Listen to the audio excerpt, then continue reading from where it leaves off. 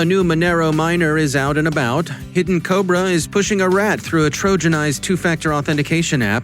The rise and fall of a botnet. Markets, criminal and legitimate, react to the pandemic. Ransomware hits Taiwan. Remkos is resurgent. Michael Seacrest from BAH on the future of ransomware. It's World Password Day, so Rachel Stockton from LastPass shares their Psychology of Passwords report. And no, despite what you saw on Twitter when you were doing your own research, 5G does not cause COVID-19, and telecom repair crews are not agents of the Illuminati.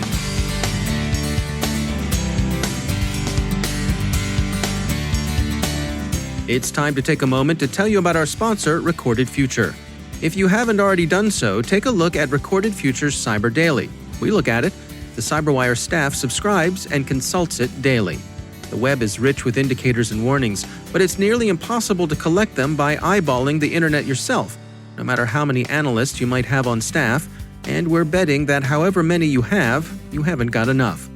Recorded Future does the hard work for you by automatically collecting and organizing the entire web to identify new vulnerabilities and emerging threat indicators. Sign up for the Cyber Daily email to get the top trending technical indicators crossing the web. Cyber news, targeted industries, threat actors, exploited vulnerabilities, malware, and suspicious IP addresses. Subscribe today and stay ahead of the cyber attacks. Go to recordedfuture.com/cyberwire to subscribe for free threat intelligence updates from Recorded Future. And we thank Recorded Future for sponsoring our show.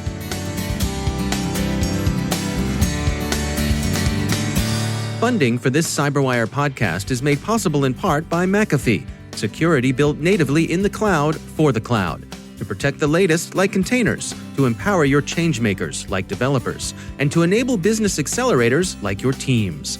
Cloud security that accelerates business. It's about time. Go to McAfee.com/time. From the CyberWire studios at Data Tribe, I'm Dave Bittner with your CyberWire summary for Thursday, May 7th, 2020. Red Canary reports finding a new threat to Windows machines. It's observing a cluster of apparently related activities the company is calling Blue Mockingbird that are engaged in deploying Monero crypto miners on infected machines. The malicious payloads are appearing in dynamic link library form on Windows systems. Initial access is gained through exploitation of public-facing web applications, and the most common payload is the XMRig open-source currency miner. A new version of the Dackles remote access Trojan is being distributed by North Korea's Lazarus Group, also known as Hidden Cobra and APT-38. Malwarebytes Labs says that this version is designed to work against Macs, and it does so through a Trojanized version of the Mina OTP two-factor authentication app, an app used mostly by Chinese speakers, which suggests its probable target set. Kihu 360 NetLab first described the Dackles rat in December of 2019. Botnets rise, of course, but they also fall, especially as affected devices are patched or retired. One long-running botnet that exploited D-Link NVRs, network video recorders, and NAS, network detached storage devices, has slowly declined through this natural attrition. ZDNet reports that the serial botnet, established by some otaku to download anime, has been active since 2012. It peaked in 2015 with over 10,000 bots in its herd, but is now almost gone. Serial was also driven down by some competing malware. Cryptor ransomware suppressed serial infestations this past winter, which wasn't necessarily a good thing for victims. ForcePoint now thinks it's safe to publish details on the vanishing botnet, and they've done so.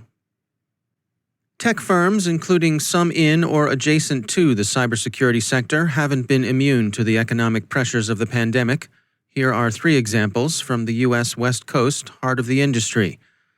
The Silicon Valley Business Journal reports that Cohesity has cut staff and done so only a few weeks after raising $250 million in capital. That cloud provider Nutanix has laid off almost 1,500 employees, about 27% of its workforce, and that Cloudera yesterday confirmed that it was readying a round of layoffs. The cybersecurity sector proper, however, while seeing a slowdown due to the caution so prevalent in the markets it serves, has proven relatively resilient under pressure. Security needs have remained relatively stable, and after all, Security itself remains a relatively small and bearable fraction of corporate budgets, Security Brief points out in a survey of industry observations of the sector. The criminal market has followed opportunities opened up by the crisis. Not only has it become commonplace that the COVID-19 has been dangled all over the internets as effective fish bait, it's surfaced in a new round of attacks by familiar Nigerian gangs. A business email compromise campaign Palo Alto Networks is calling Silver Terrier, and Elusive Networks believes it's detected a nation-state-sponsored ransomware campaign with strong similarities to the techniques used by TrickBot. Bots have also been causing trouble through automated applications for emergency relief. Some of the problems with emergency relief programs are technical, not necessarily nefarious, but rather artifacts that emerge in any rapidly expanding system that wasn't designed to handle large volumes of requests. TechTarget reports that the U.S. Small Business Administration will no longer process applications for payroll protection program loans filed using robotic process automation tools. So many requests have come in by RPA that the system was overwhelmed. But some of that activity is nefarious, since RPA tools benefit criminal as well as legitimate enterprises. The Wall Street Journal says that the U.S. Justice Department is actively investigating fraudulent applications for assistance.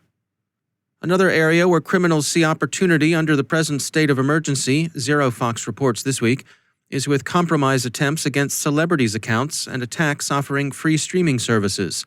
Sports and entertainment figures, when their social media accounts can be turned to criminal use, can be used to drag their fans in. And when you're stuck at home with little to do, free streaming services can be dangerously attractive. In case you are looking for something to celebrate today, it's World Password Day. And no matter how you and your loved ones celebrate, whether it's sending the kids searching the house for passwords written on sticky notes stuck to the underside of keyboards, or breaking out the Boggle game to see who can generate the most complex string of random characters, World Password Day is a good reminder to take stock of your password hygiene. Rachel Stockton is Senior Director of Product Marketing at LastPass. So I'm a psychology minor, and I have to say this just plays right into my interests. And one of them is the concept of cognitive dissonance, right? You know something is right, yet you continue to behave against it, and then you have that friction. And that's really one of the key things that we have come up with in this report. And it's that 91% of people know that reusing passwords is insecure, that's not a best practice. They shouldn't do it. 66% of them still do. And this has been a consistent finding over the 3 years we've been doing this report. So I think this cognitive dissonance still exists, despite people being much more educated about the risks of password reuse and all the data breaches we hear about consumer passwords being stolen. So how do we come at this disconnect here? Is it a technology solution? Is it a training solution, or a combination of all those things? I think the first piece there is there is a psychology behind it, right? They have to understand that there is something that they can change, a behavior that they can change. One of the things we hear from people is why they don't want to really change their passwords or even use a solution like a LastPass is they want to maintain control. If I know it, it'll be safe. But what we also found is that people underestimate the number of passwords that they have. They estimate that they have between 1 and 20, but when we compare it to our anonymized information, people have about 40 different passwords. This is consumers.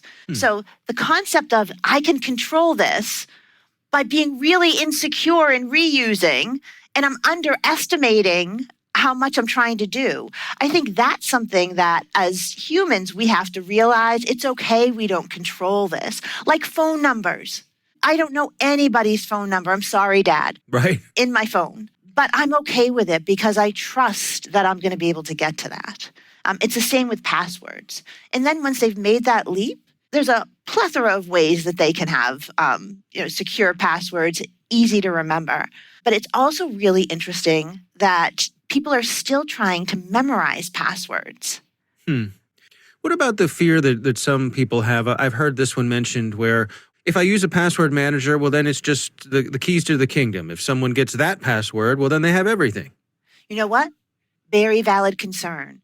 And that was one of the best things that we actually saw in the psychology of the passwords is the concept of multi-factor authentication is really going mainstream. And so what we've seen is that in this survey, that over half of people are saying that they're using MFA for some of their personal accounts. But you know what's worrisome? This does bleed over to work, and less than 40% are saying they're using it at work. So I do think we do need to think about, particularly as everybody is working at home right now, we expect this trend to continue in the future, and our real lives are becoming more and more virtual, and we're opening up more accounts. This blending between work and personal is happening rapidly. So I think that's where we really need to see the continued adoption of MFA on the consumer side, but businesses have to be thinking about this more as well. That's Rachel Stockton from LastPass. Microsoft is tracking a surge in Remcos attacks that it says are using COVID-19 lures to prospect organizations across many sectors. Remcos is a remote administration tool marketed for various legitimate purposes, but it's been widely used in criminal and espionage campaigns as a rat. The phishing is pretty much a dead giveaway with respect to intent. And finally, Twitter is still trying to control the rumor that 5G causes COVID-19. One would have hoped the odd belief that cell towers are somehow the cause of coronavirus infections would have now passed its expiration date. Alas, no. Twitter is still grappling with the dissemination of that particular theory, often linked by the credulous to suspicion that the whole matter is linked to a deeper conspiracy to cull the herd, to prepare for some horrendous world order of social control, and that fear exists in left, right, and center forms. The Telegraph says that Twitter's most recent approach to the rumor is to prompt people who tweet it to read an official British report debunking the cell service origin theory, which is so direct and almost charmingly naive, and we mean naive in the best possible sense of the word, that one wishes them all success. Why not give the invisible hand of the marketplace of ideas a chance to work its magic? Give reason a chance? This particular bit of misinformation is dangerous not because it's affecting treatment or compliance with public health advice. It's dangerous because it's inspired people to vandalize cell towers. An ex-Googler told The Telegraph in an earlier piece that he sees structural problems with social media that tend to cause misinformation cascades. He's concerned mostly with YouTube and sees the algorithmic push to optimize watch time at all costs as fostering the propagation of spectacularly false and spectacularly attractive content. Substitute engagement for watch time to generalize the problem. The problem has involved more than just vandalism. Some telecom maintenance workers in the UK were attacked by locals who accused them of setting up the virus infrastructure. One almost wishes for a return of alien invasion conspiracy theories. At least you'd know what to say. Klaatu Baradu Nikto. See, you can learn things from television. A true otaku would add, Gort de Klensu Kasku. But that's just gravy. Or so we hear from the old 5G. We're kidding, of course. We're kidders. We like to kid.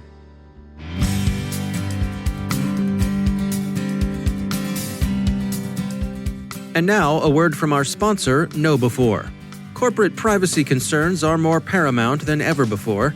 Organizations are being forced to maneuver a new world of security and privacy issues related to a remote workforce, evolving hardware and software needs, and employee access policies. Kevin Mitnick knows this world well. In fact, that's the topic of his new book, The Art of Invisibility.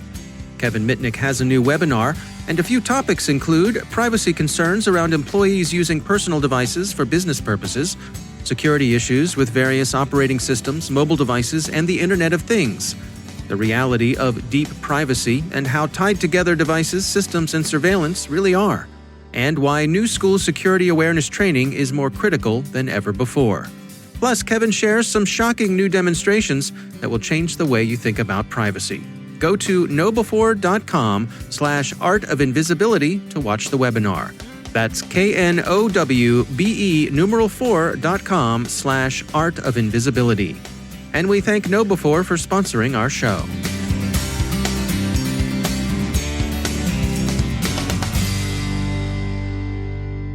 And I'm pleased to be joined once again by Michael Sechrist. He's the chief technologist at Booz Allen Hamilton. Michael, it's great to have you back. I wanted to touch on where you think things are headed with ransomware. We're kind of in a interesting situation right now dealing with the global pandemic, and that puts different pressures on people all over the globe. Yeah, thank you so much for having me back.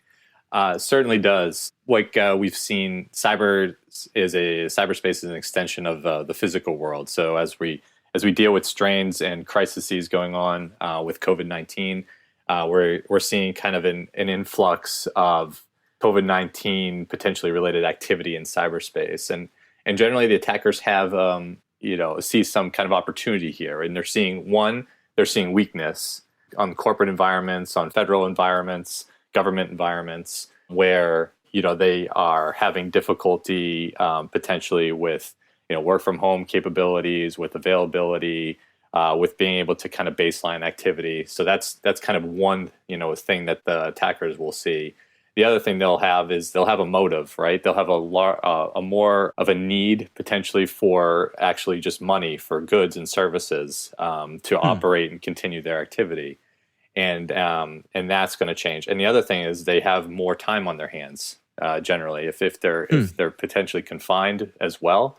Basically, having access to potentially a device that allows them to get access to funds or to do things that they need to survive, they're going to probably take advantage of that. So you have this kind of like this storm brewing that they're going to use to their advantage. And ransomware is certainly on that list. We've seen the COVID, there was a map of COVID-19 infections that was being distributed with that, produced potentially a malware infection that would drop a particular variety of ransomware that they were calling COVID lock, which was related to obviously the campaign here.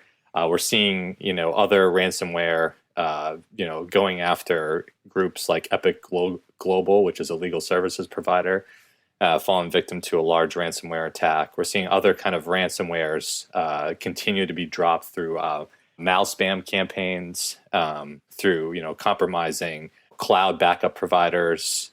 So this will not slow down.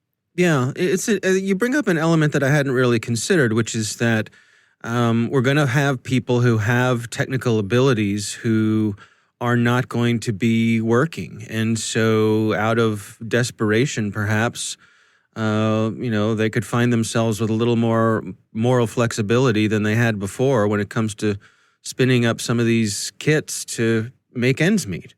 That's right. Yeah. And, there was previously interviews with some cyber criminals where they will literally talk about, the need to support their family, or treating this as also a day job that they go and perform to bring in, money in for their family. And so you can't think of that and not relate it to the current environment. You've got, again, folks that this was potentially a source of income, now completely almost reliant on not being able to move in certain environments, and likely going to use that as an attack vector. Yeah. All right. Well, Michael Sechrist, thanks for joining us. Thanks so much.